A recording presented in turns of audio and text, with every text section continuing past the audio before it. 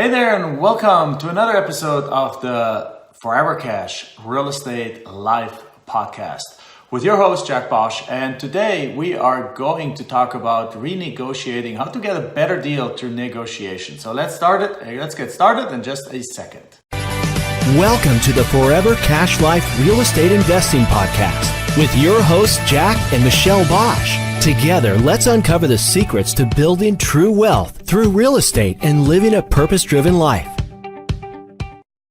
Okay, so wonderful. Here we are again. And as mentioned, we are going to talk about negotiation today, how to get a better deal through the renegotiation. So what we like to do when we go out and make our offers, remember we're doing land offers, right? We're making offers of 5 to 25 cents on the dollar. If it's a higher price property, you can go up to the 25 to 30% range. But other than that, we're in the lower ranges because we're not focusing on the people who are motivated. We're focusing on the people who don't want their properties anymore.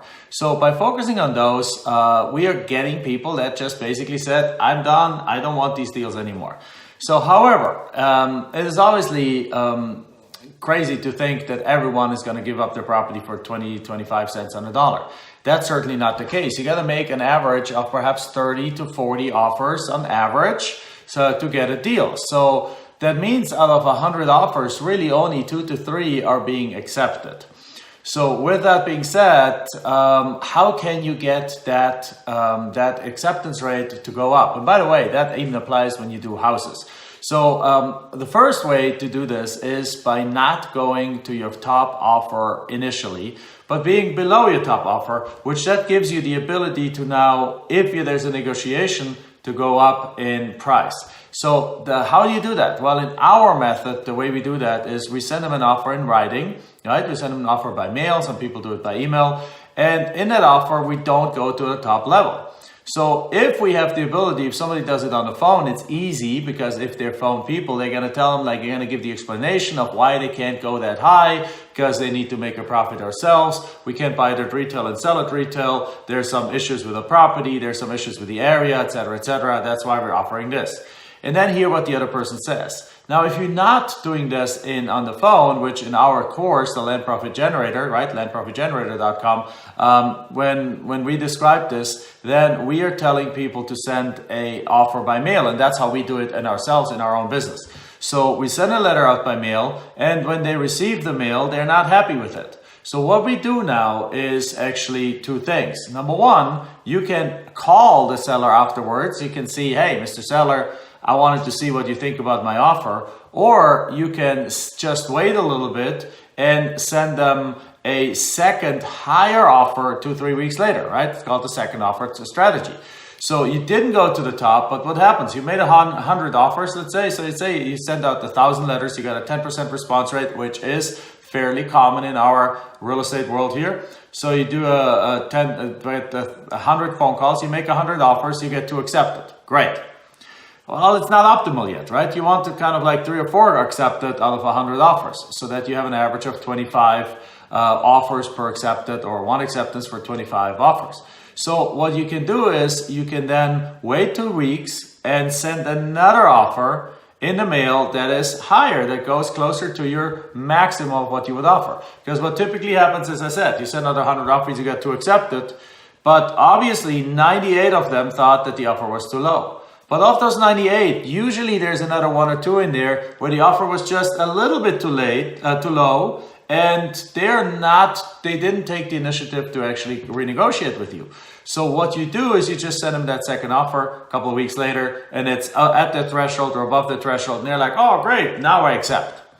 Another thing you can do, or the third thing you can do, is you can also, as I said, instead of calling them, you can actually drop them a voicemail. There's services out there that you can drop basically ringless voicemails. So it just all of a sudden, have you ever received a voicemail and the phone never rang before? Well, that's what we're talking about. Sometimes it happens by accident, somehow the connection, and it goes straight to voicemail, and then you have a voicemail from your buddy and you're like, or from your friend, and it's like, why did it never ring? Right? Well, there's actually services that do that on purpose. They bypass your phone in the sense that it never rings and it goes straight into the voicemail. So you do that and you leave a bunch of voicemails to that 98 people who haven't responded. And sure enough, one or the other is going to come back and is going to call you back and say like, oh yeah, we do want to talk about it. And that opens the door now to a renegotiation. So for the rest of the call, we want to talk now about the renegotiation. And then the renegotiation here is what we do. First of all, when they call you back, you never negotiate right there and then, because you don't have all the information handy usually that it would take to talk to them intelligently about their deal. Remember, you made 100 offers. You got 2 accepted. You send out 98 live broadcast, or it's one of the services, 98 ringless voicemail messages, or 98 phone calls, or 98 messages or text messages, or whatever you have. If you have their cell phone number, you can do text messages too, of course. And now the phone rings. So what you're going to do is you're going to pick up the phone and you're going to say like, awesome, I'm in the middle of something. Which property are you referring to? And after they tell you which property you're referring to, you say, great, what is a good time to talk? And you set up an appointment with them to talk. Secondly, what you do is then you go and pull up all your research, right? You go, if you use our investment dominator system, investmentdominator.com, again, it's our CRM. You go in there and you pull up the property records and you look at the details of it, and you look at why you made that offer, what comments you have in there, what's the research on it, what's the condition of the property, how far are the utilities. You look up the map, right? You look at all these different things that you have, your comparable results of your comp analysis, what do you think the property is worth, and then you determine what your maximum price is. Now, if you're very experienced in the area, let's say the property is worth $30,000 piece of land, and you had made an offer for $4,000. Well, that's well below market value, right? It's about 13.333% of the property value. Well, you still have a whole bunch more to go up. Right? Let's say you're willing to go up all the way to $7,000 or $8,000 on that deal. Let's say you made them an offer for 20% of market value. Let's say you offered $6,000 on a $30,000 property. So you're willing to go all the way up to $9,000, which would be a 30% of market value, because you know the area and you have buyers lined up that are willing to pay you $20,000 any time of the day. So there's no problem in offering $9,000 or even $10,000, because you know you can make an instant, quick $10,000 or $11,000 profit in the deal.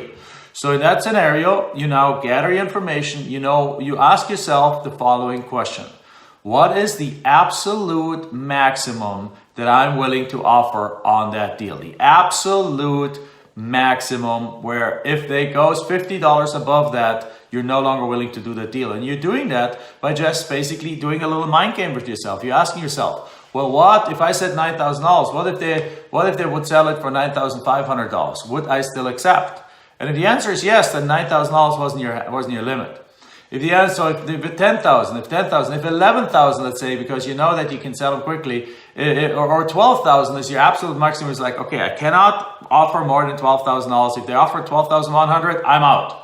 Great, so now you know $12,000 is your deal, is your number. Now you pick up the phone at the agreed upon time. Now you call the seller, and now you have a ceiling that you can go to. Now when talking to the seller, the next thing you do is you ask the seller, now, Mr. Seller, I already made you an offer. You didn't accept it. What were you looking to get for the property? Because remember, the seller perhaps told you one number when he called you initially, or he didn't say anything. Most sellers just say, make me an offer. So you made him an offer of $6,000, and now it's up to the seller to give you the same number. You are not going to give him another number until they give you a number. Because if they say $10,000, do you know you have a deal? Yes, you totally know you have a deal in this moment. So therefore, if they go 10, then you're still not going to automatically agree to it, because you know that if you said 8, if you said 6 and they say 10, chances are they're going to be willing to settle at 8 or 9 for that, right? Usually in the middle, or if they're really stuck with a 10, they're probably still going to go down to 9. So now you can go and say like, ooh, that's a little bit high. So what do we, no matter what they say, the answer is always the same. Ooh, that is a little bit high. I mean, I don't know if I can go that high, but I mean, really, what's the lowest you can take? I can go up to 7. I mean, can you go a little lower than 10? And they're like, well, I can go to 9. And then, well, why don't we meet in the middle at 8? How about 8,500? How about 8,250? Okay, good. And you're settled, right? And basically, that's what it goes. If he says, no, really, I need 10. It's like, oh man, 10 is high. I mean, I don't know if I can do 10. I can go 8, right? 8 I can do, or 8,500 I can do, but I can't. I mean, come on, you gotta give me a little bit. Well, I give you 9,500. Well, come on, I went to 8,500. You only went to 9,500. Come on, can't we just meet at 9? It's like, no, I can't go lower than 9,500. Really, come on, how about, okay, I'll meet you at 9. I'm at 9. Oh, let's split the middle, 9,250. How about we do that, right? But now you got the most out of me. You got the absolute maximum out of me. You really won this game here, Mr. Seller. And that feels, the seller feels great, feels like he won the game, and so on. And you know in the background, you got that property for 9,250 when you're willing to go all the way to 12, right? So you know that really you have won too. The sellers won, you have won, everyone is happy in the deal. And then you got the contract. And here's another thing. If you already sent them a contract, don't waste time sending a second contract.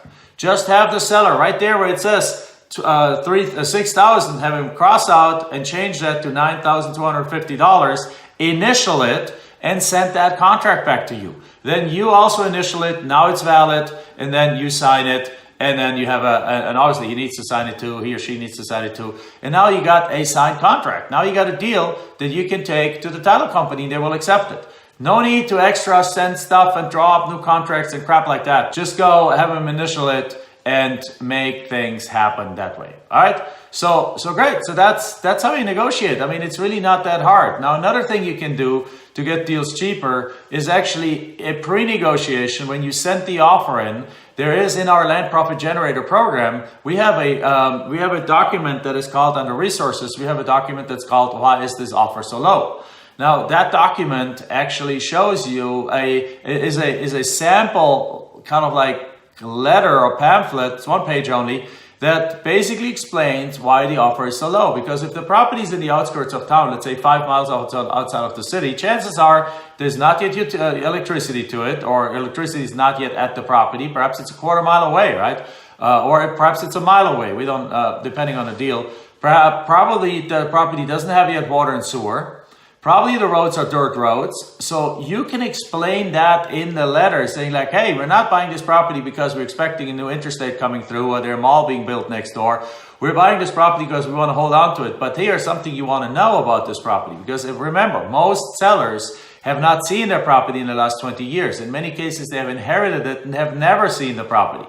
So you explaining to them that the property is not in downtown Atlanta, but it's 5 miles outside of Atlanta, where there's no dirt, where it's only dirt roads, where there's not yet electricity, no water and sewer, and things like that. You can say that in the letters, like this property has dirt roads on it, they're unmaintained, right? There's lots of potholes, there's no electricity, there's no water and sewer, it's just raw land. And then, and as a matter of fact, if anything, there's some junky mobile homes around, which there may or may not be. Obviously, you only say that if there's junky mobile homes around. You always want to tell the truth, right? But if there are, you use that, you add that to it, you explain that, and now it becomes clear to the seller that this is not like the premium lot out there. This is something that is just not as much worth as they possibly think it's worth, right? So, and then you add that into it, and with that into it, it helps. Another thing you can include is a tax loss letter. In the Land Profit Generator, there in the resources again, there is a letter called a tax loss letter. And that letter includes it's basically a statement that explains to people that if they bought their property, let's say for $30,000, but they're selling it to you for now $9,000, they're losing $21,000 in the deal. And depending on how they file their taxes, they can actually claim that loss against other investments that they've had and reduce their tax burden. So if they have a $21,000 loss and they're in the 33% tax bracket, well, guess what? They're going to save an extra $7,000 in taxes by reporting that loss in their income tax returns. So as a result, they got 9 from you, they get another 7 in less taxes. So they're really selling the property now for $16,000. for $16,000. So that explain it. So you add that the property in essence is an ugly property. Secondly, they get a tax loss. Thirdly, you negotiate with them if they still don't react by using a ringless voicemail or by using the second offer or by calling them and get into that mood of getting the most out of that group of offers that you have already made. All right. So that's how you make more of the deal. Now on the selling side, you can also get more of the deal by actually listing the property for seller financing. Because what most people are inclined to do is doing the wholesale deal. Property's worth 30, you sell it for 20 very quickly. But could you sell this property for $30,000 with a $6,000 down payment and a $500 a month payment? So if you paid $9,000 for it at the end of the day and you're getting a $6,000 down payment and $500 a month, then it takes only 6 months for you to get your money back, right? You get $6,000 as a down payment, $500 a month. After 6 months, you have received another $3,000 plus the 6 is 9. So you paid 9. After 6 months, you got back 9. It's 100% return on investment or return off investment in a matter of if a matter of 6 months, or 100% cash on cash return in 6 months. And in a year, you have a 200% cash on cash return on your money. Isn't that crazy? So, and then you keep it that way. And because you sold it at 30, you're now probably over time going to make another $20,000 to $30,000 in income, in interest on that deal. So instead of buying it for 9, selling it for 20, you're buying it for 9, selling it for 30, but collecting 50 over the course of a few years, right? So now you're literally doubling, tripling your profit on the deal. All right, more to that in other podcast episodes. With that, I am going to sign off. Again, if you like this, give us a 5-star review. Please go into iTunes, give us a 5-star review. If you're watching this on YouTube, make sure you go below, press the thumbs up, leave a comment, share it with your friends. And if you are listening to this on iTunes, share it with your friends too. We want to make sure that more people hear about this amazing technique of flipping land for pennies on the dollar. All right, with that, bye-bye, and see you in the next episode. Enjoyed this episode? Then make sure you like, subscribe, and post your comments and questions below the video. We're looking forward to hearing from you.